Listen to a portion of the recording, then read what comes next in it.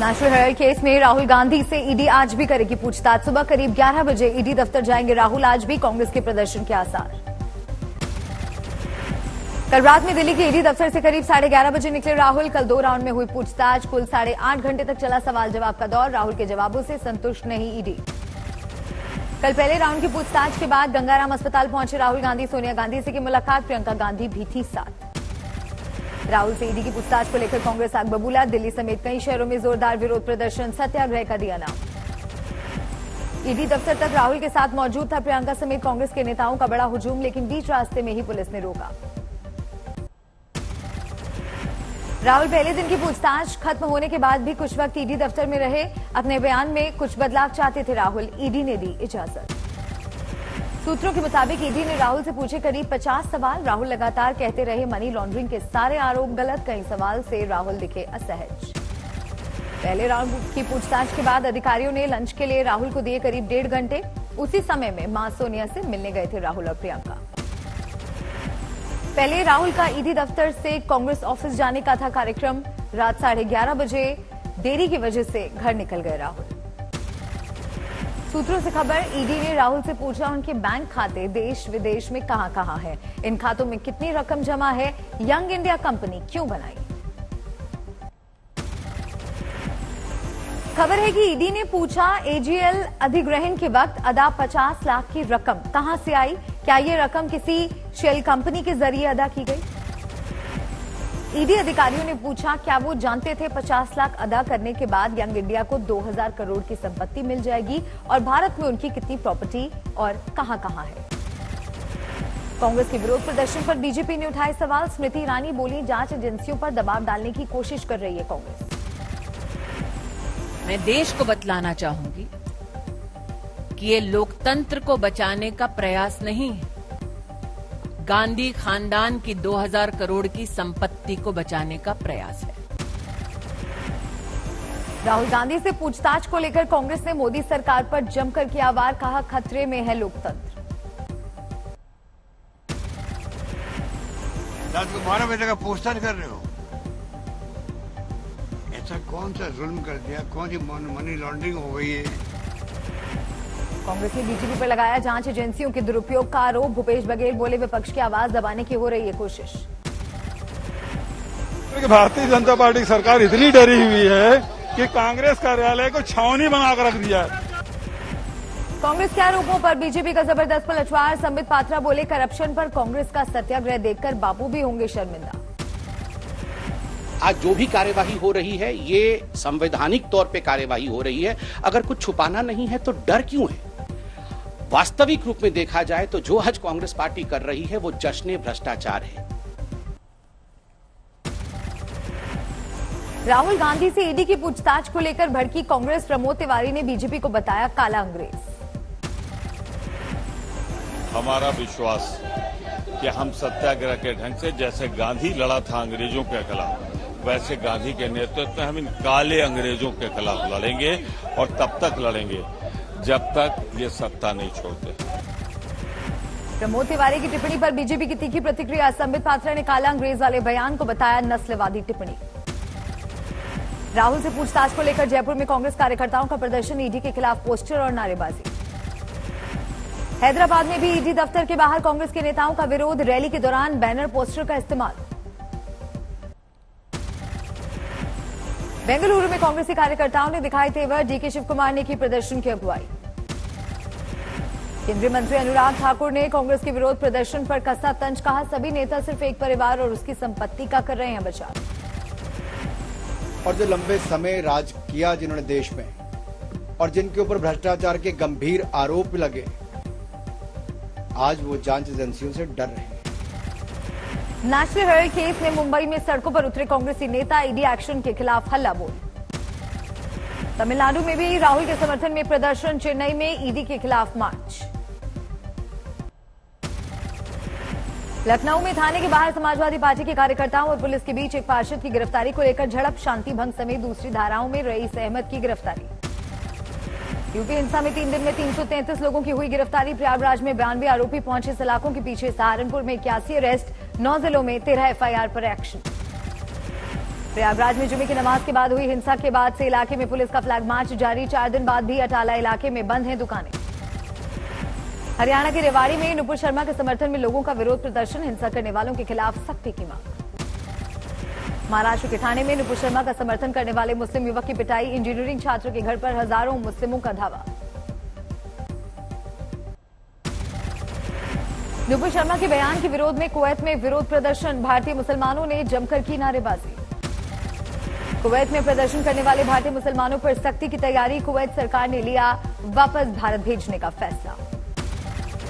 रांची के Karbala road में फिर से हिंसा फैलाने की कोशिश। इमारतें शरिया के पास जमा हुए थे सैकड़ों लोग। कानपुर में अतिक्रमण का विरोध करने पहुंचे समाजवादी पार्टी के नेता फतेह बहादुर की बीजेपी कार्यकर्ताओं ने की पिटाई। विधानसभा अध्यक्ष के खिलाफ लड़ा था चुनाव। चंडीगढ़ में कुलदीप बिश्नोई के खिलाफ कांग्रेस का विरोध प्रदर्शन। बीजेपी के हाथों बिकने का आरोप। जालंधर में आम आदमी पार्टी की सरकार के खिलाफ बीजेपी का विरोध प्रदर्शन। मुख्यमंत्री भगवंत मान का फूंका गया पुतला। पंजाब की खराब हो रही कानून व्यवस्था को लेकर अमृतसर में अकाली दल का प्रदर्शन। मौके पर पहुंचे पुलिस अधिकारी। दिल्ली के बाजारों की कायाकल्प करेगी आम आदमी पार्टी की सरकार। सीएम अरविंद केजरीवाल बोले फेज 1 के तहत रीडेवलप होंगे 5 मार्केट। कि दिल्ली के बाजारों को रीडेवलप किया जाएगा। फेज 1 में हम 5 बाजार ले रहे हैं। सारे बाजार एक साथ नहीं किए जा सकते, बजट का भी कंस्ट्रेंट रहता है। दिल्ली हाईकोर्ट से केंद्रीय मंत्री अनुराग ठाकुर और बीजेपी सांसद प्रवेश वर्मा को राहत। वृंदा करात की ओर से एफआईआर की याचिका खारिज। आज महाराष्ट्र जाएंगे पीएम मोदी। पुणे के देहगांव में संत तुकाराम की मूर्ति का लोकार्पण और मंदिर का करेंगे शिलान्यास। मुंबई में राजभवन में अंडरग्राउंड क्रांतिकारी गैलरी का उद्घाटन भी करेंगे पीएम मोदी। राज्यपाल के नए आवास के अनावरण का भी कार्यक्रम। मुंबई के कार्यक्रम में राज्यपाल के अलावा मुख्यमंत्री उद्धव ठाकरे भी पीएम के साथ रहेंगे मौजूद। पिछले साल जून के बाद पीएम मोदी और उद्धव ठाकरे की पहली मुलाकात। महाराष्ट्र के ठाणे में जोश में थिरकते दिखे शिवसेना कार्यकर्ता। स्पेशल ट्रेन से अयोध्या के लिए रवाना होने से पहले जताई खुशी। जय श्री राम के लगाए नारे। 15 जून को उद्धव ठाकरे की बेटी और महाराष्ट्र सरकार के मंत्री आदित्य ठाकरे रामलला के दर्शन करने आ रहे अयोध्या। पीएम मोदी जुलाई में रखेंगे बुंदेलखंड एक्सप्रेसवे का उद्घाटन। कमिश्नर और डीआईजी ने किया निरीक्षण। बुंदेलखंड के 7 जिलों को सौगात देंगे पीएम। 27 महीने में बनकर तैयार हुआ बुंदेलखंड एक्सप्रेसवे। अधूरे कामों को जल्द पूरा करने के निर्देश। 2019 में प्रधानमंत्री ने रखी थी आधारशिला। 6 घंटे में पहुंच सकेंगे चित्रकूट से दिल्ली। दिल्ली में उपराष्ट्रपति वेंकैया नायडू पहुंचे। प्रधानमंत्री संग्रहालय व्यवस्था देख अधिकारियों की तारीफ। पश्चिम बंगाल के आसनसोल दुर्गापुर पुलिस कमिश्नरेट कार्यालय में धमकी भरी गुमनाम चिट्ठियों से हड़कंप। अधिकारियों को 2 लाख रुपए नहीं देने पर अंजाम भुगतने की धमकी। कोलकाता में बीजेपी कार्यकर्ताओं का विधानसभा के बाहर प्रदर्शन। 7 बीजेपी विधायकों के निलंबन वापसी की मांग। बंगाल में विश्वविद्यालयों में राज्यपाल की जगह अब सीएम होंगी चांसलर। ममता सरकार ने विधानसभा से पास किया बिल। जम्मू में कश्मीरी पंडितों का विरोध प्रदर्शन। टारगेट किलिंग को लेकर सरकार के खिलाफ हल्ला बोल। कश्मीर में सुरक्षा बलों को बड़ी कामयाबी। श्रीनगर में 2 पाकिस्तानी आतंकियों समेत 3 आतंकी ढेर। अमरनाथ यात्रा पर हमला करने आए थे आतंकी। तीसरा आतंकी सानी आदिल हुसैन मीर 4 साल से पाकिस्तान में रह रहा था। आदिल पहलगाम में अमरनाथ यात्रा पर हमला करना था मकसद। भारत में एक बार फिर कोरोना की रफ्तार पकड़ने का खतरा। जनवरी के बाद पहली बार एक हफ्ते में देश में 50,000 नए केस। गुजरात के जामनगर में एक गाय ने बुजुर्ग को कुचलकर मार डाला। गिरने के बाद सींग से किया हमला। मौके पर तोड़ा दम। यूपी के गोंडा में हाईटेंशन लाइन के टावर पर चढ़ी लड़की का हाई वोल्टेज ड्रामा। घंटों समझाने के बाद टावर से उतरी लड़की। भारत के पहले आरआरटीएस का पहला ट्रेन सेट गाजियाबाद के दुहाई डिपो पहुंचा। गुजरात के सावली में बना ट्रेन सेट सड़क मार्ग से लाया गया। ट्रेन सेट के सभी 6 डिब्बे अलग अलग ट्रेलर पर लाए गए। अब डिब्बों को आपस में जोड़ा जाएगा। पहली ट्रेन सरायकाले खां गाजियाबाद मेरठ आरआरटीएस कॉरिडोर पर चलेगी। पंजाब के मोगा में सरकारी अस्पताल में एक शख्स पर धारदार हथियारों से हमला। गुंडागर्दी का वीडियो आया सामने। गुरुद्वारे पर कब्जे का किया था विरोध।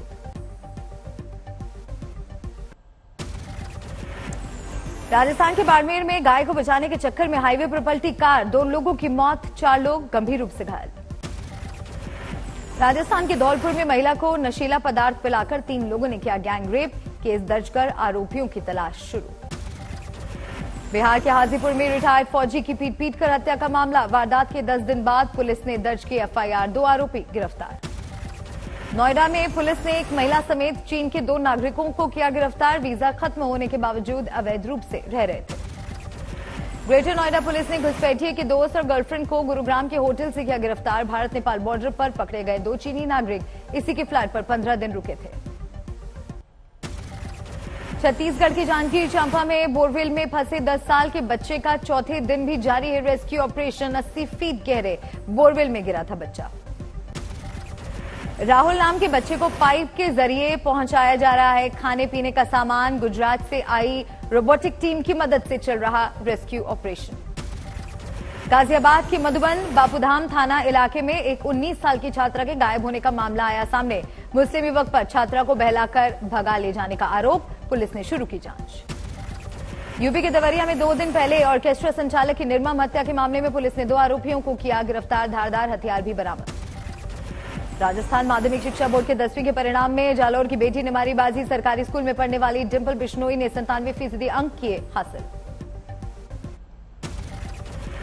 रेगिस्तानी इलाके बाड़मेर में प्री मानसून की 6 घंटे की बारिश से शहर में आया सैलाब। बॉर्डर इलाके में बारिश से भारी नुकसान। बाड़मेर में पानी के तेज बहाव में बह गई सड़क। स्थानीय लोगों के मुताबिक कई साल बाद इलाके में इतनी बारिश। पानी के प्रकोप से गाड़ियां भी बही। लोगों के घरों और दुकानों में घुसा पानी। कई घंटे तक शहर में बिजली रही गुल।